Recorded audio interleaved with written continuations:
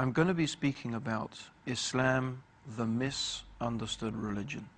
There is no doubt that Islam is one of the most misunderstood religions in the world today. Sometimes this is to do with pure ignorance. Sometimes this is also to do with negative propaganda in the media. Sometimes perhaps it is that people don't want to know the truth about Islam. But my objective is, over the next few series of programs, to explain some of the things that are commonly misunderstood about Islam and Muslims.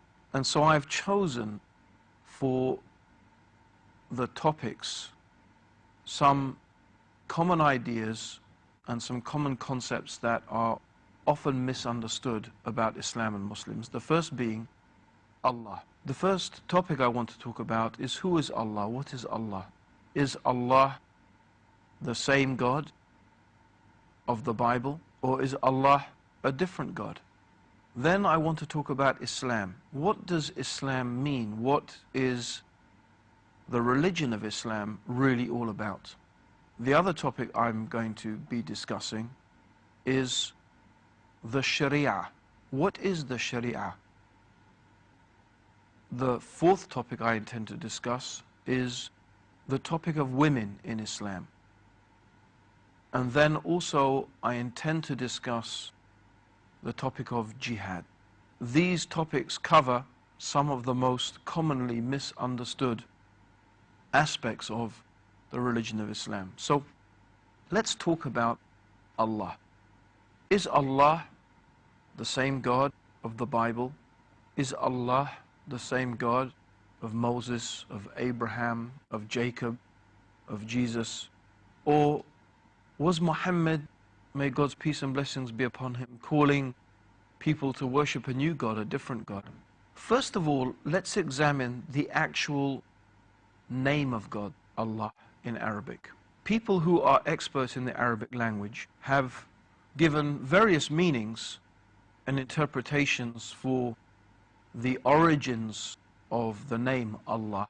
But one of the best explanations, and that has been given by the great scholar Ibn Taymiyyah, he mentioned that Allah is a composite of two words in Arabic. Al, which means the, Illah, which is a deity. And Illah in Arabic is anything which is worshipped, anything in which people put their faith and their hope and their trust and they worship it. This is an Illah, a God or a deity in English. So Allah is a composite of two words in Arabic. Al, the definitive article, the, Illah, a deity, Al-Illah. And from that to Allah. So therefore the word in Arabic means the God, the deity. It is very clear from the Quran that Allah is the creator, the sustainer, the controller of the heavens and the earth. And this was a fact that was acknowledged by the pagan Arabs.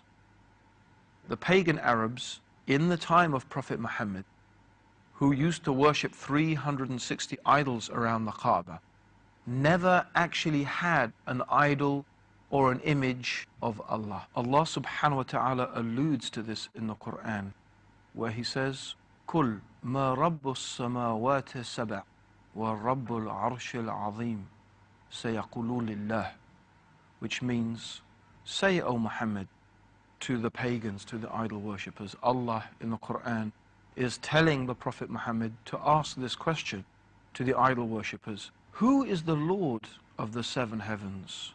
Kul ma rabbus samawati sab'a. Who is the Lord of the seven heavens?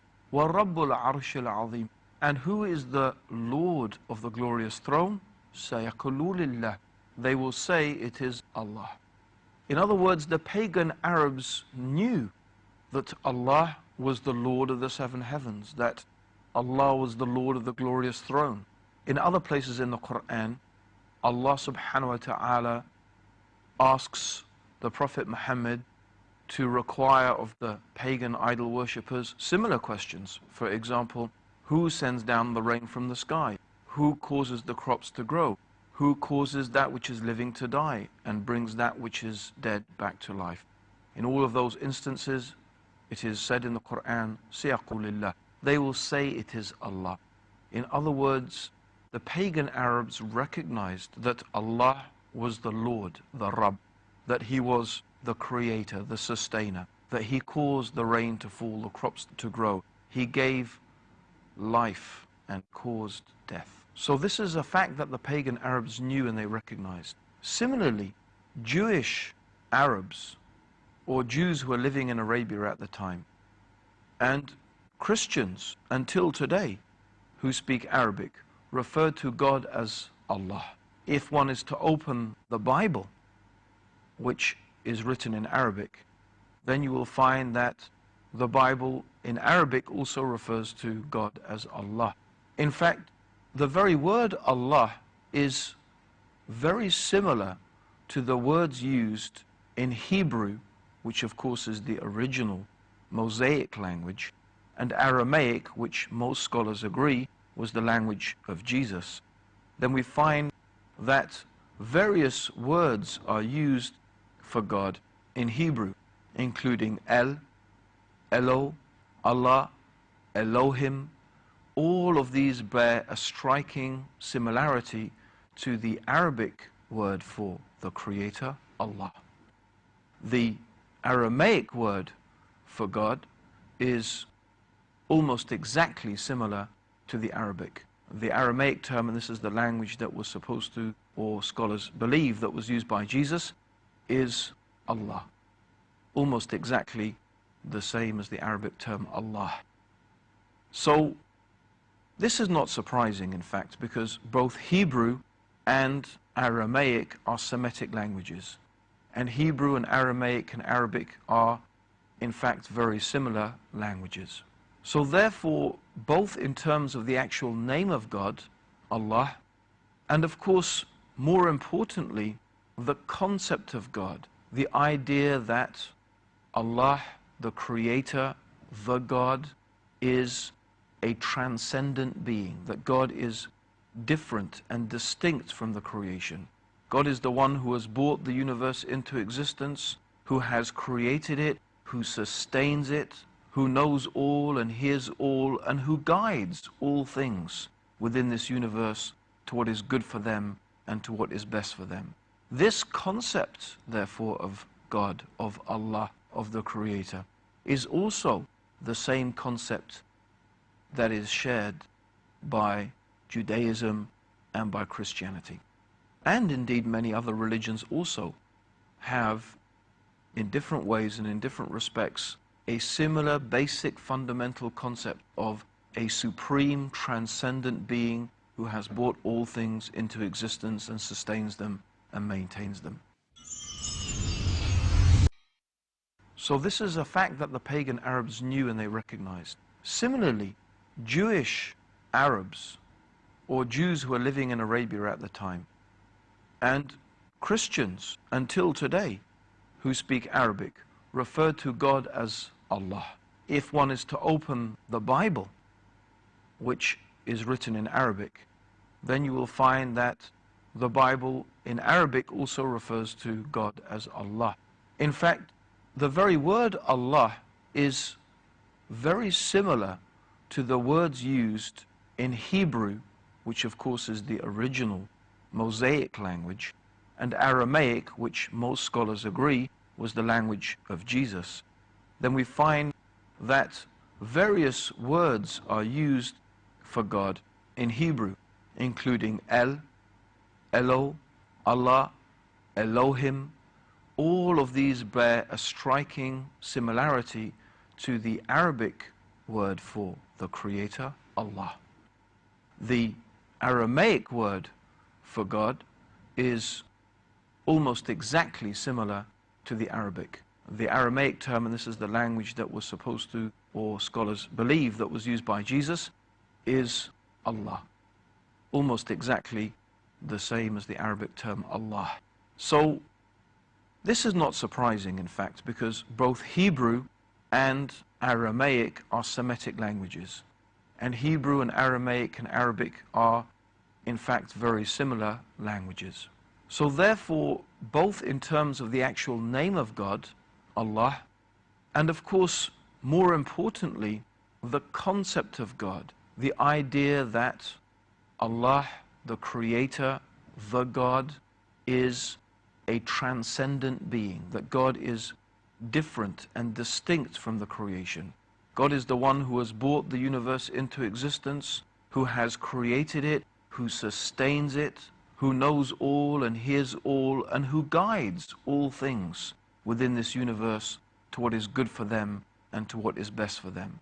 This concept, therefore, of God, of Allah, of the Creator, is also the same concept that is shared by Judaism and by Christianity. And indeed many other religions also have, in different ways and in different respects, a similar basic fundamental concept of a supreme transcendent being who has brought all things into existence and sustains them and maintains them. The Quran sums up this belief in God in a very beautiful surah, a very beautiful chapter of the Quran called Surah Al-Ikhlas. And Surah Al-Ikhlas goes like this: Qul huwa Allahu ahad, Allahu samad, lam yalid wa lam yulad, wa lam yakul lahu kufuwan ahad. Which means, say, He is Allah, the One. The term ahad in Arabic means one and alone. This negates any concept that someone or something shares in the divinity of God, shares with God's complete power and control over all things. So God is alone. Ahad means not only one but alone. And Allahu Samad, which means Allah is As-Samad. As-Samad means that Allah is the one upon whom all things depend.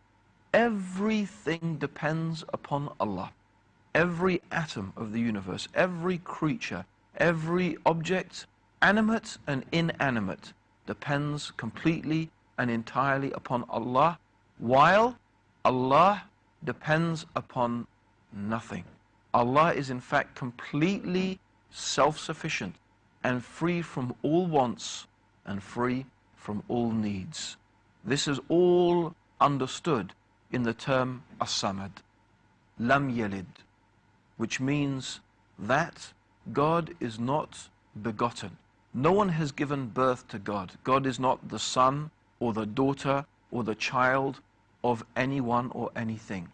This is emphasizing and making clear that Allah is distinct and separate and different from the creation. Walam yulad. And also Allah is not the begetter. Allah is not the begetter, nor is He the begotten. Lam yalid, God is not the begetter, walam yulad, and nor is He begotten. So this also teaches us that Allah is not in any real physical sense a father, because God is not a creature to beget, to have intimate relations with, for example, a woman in order to beget a child. So the Quran makes it very clear that Allah is distinct and separate and unique from His creation. Lam yalid wa lam yulad. And finally, this brief chapter of the Quran concludes, وَلَمْ يَكُلْ لَهُ كُفُوًا أَحَدٌ. And there is nothing that can be likened unto Allah. Whatever we can imagine, whatever image that we could put into our head, Allah is not like that. Allah is not like any created thing. Allah is not like the moon. Allah is not like the sun. God, Allah, is not like a human being or like an animal. Allah is not like an existing created thing, nor is Allah a combination of created things, because some people may imagine that God is a combination of created things, maybe with the body of a human, the legs of an animal, the head of another animal. No, Allah is not like a created thing or a combination of created things. And since the only things that a human being can actually imagine, the only things that we can actually imagine are created things. We can only ever imagine in our heads and envisage something either that exists in reality, for example, say, like a lion or a rat or the sun or the moon. We can envisage these things that actually do exist, or sometimes human beings can create images that are, or ideas of creatures or things that don't actually exist, but they are in fact a combination of things that do already exist. But Allah is not a created thing. Allah does not look like any created thing. Allah is unique. In fact, to even imagine that Allah, to even imagine that the Creator, to even imagine that God is like a created thing is an insult to God. It is an insult to God. I'm sure no one of us would like to be called a piece of dirt. No one of us would like to be called an insect, a cockroach, a rat. None of us would like to be referred to in these terms. So how about, therefore, if we imagine or envisage that Allah, the Creator, who is unique, who is Al-Akbar, who is greater than anything we can imagine, that we refer to Allah in terms or in a manner that we describe Allah as being like a created thing? This is insulting to Allah. This is insulting to the Creator. In order to really try and understand how great Allah is, I want to finish by mentioning a saying of Prophet Muhammad. The Prophet Muhammad, may God's peace and blessings be upon him, said that the universe compared to the kursi, the kursi means literally in Arabic, it could mean a chair or a pedestal. I'm sure you must be familiar, or you must have seen pictures, or maybe even seen a throne that a king sits on. The king sits on a throne and the king puts his feet on a pedestal. This is what they call in Arabic a kursi. The Quran tells us that Allah subhanahu wa ta'ala has a kursi, a pedestal. And this kursi is compared to the universe rather, compared to the kursi, is like a ring. You know, imagine a ring. And you take this ring and you throw it in the desert. The universe is like this ring. And the kursi is like the desert. That is how vast just the kursi or the pedestal of Allah is compared to the universe. And by the way, scientists tell us that our universe is 10 billion light years across. 10 billion light years. That's a distance so vast we can hardly imagine. So for us the universe is huge, but in reality it is like a ring thrown in the desert compared to the kursi. And the kursi is like a ring thrown in the desert compared to the throne of God, the arsh or the throne of God. So that means our universe is like an infinitesimally small speck compared to the throne of God. How about then God himself? It is beyond imagining how great God is. And if we understand this fact, if we understand this truth, then we must also understand why it is insulting to Allah that we should refer to the great, wise and powerful Creator of the heavens and the earth as being like or compared to or similar to some created being. In fact, this is a crime that is so severe. It is a crime that is so terrible in the sight of Allah that if a person dies and meets Allah on the day of judgment, which is the day when Allah will gather all human beings together, after all the human beings have died, God will recreate us and God will question us about all that we have done in this life. If a person has died imagining or believing or making some equals or partners or rivals with God, or imagining or believing that Allah is like something in this universe, or imagining that something in this universe is equal with Allah, they have made such a grave insult to Allah. They have made such a grave insult to the Creator of the heavens and the earth that He will never forgive that person. The Quran tells us that Allah could forgive any sin that He wishes on the day of judgment, but He will not forgive that we have ascribed partners and that we have ascribed rivals and equals to Him. In fact, the Prophet Muhammad told us that on the Day of Judgment, Allah subhanahu wa ta'ala will bring a person. And this person had enjoyed so many things in this world. And Allah will ask this person, if you had the world and everything in it twice over, imagine that, everything in the world, all the palaces, all the food, all the wealth, all the riches of this world, would you ransom it now to save yourself from the hellfire? And when the person hears that, they will say, yes, my Lord. And Allah will say to that person, I asked you for less than that. I only asked you that you should worship me and worship only me. This is what Allah subhanahu wa ta'ala wants. Allah wants us to recognize His greatness. Allah wants us to recognize His oneness. And of course, in this respect, this is where Islam differs with some aspects of Judaism and some aspects of Christianity, because we believe that the concept of God has become corrupted. The God is the one God. Allah is the one creator. But in some respects, that concept and that idea of God has been corrupted by other religions. And the purpose, therefore, of the Quran is to return human beings to that correct and that pure and that true understanding, which is in fact deeply imbibed within our own consciousness, our own nature. We believe our very nature helps us to understand this fact. It's what is called in Arabic fitra, the natural disposition.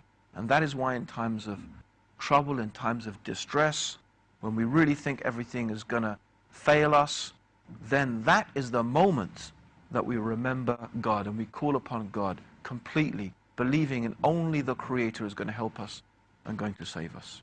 So to conclude, the concept of God in Islam is a universal concept. The God of the Quran is essentially the same God as the God of Moses, the God of Abraham, the God of Jesus, the God in the Bible.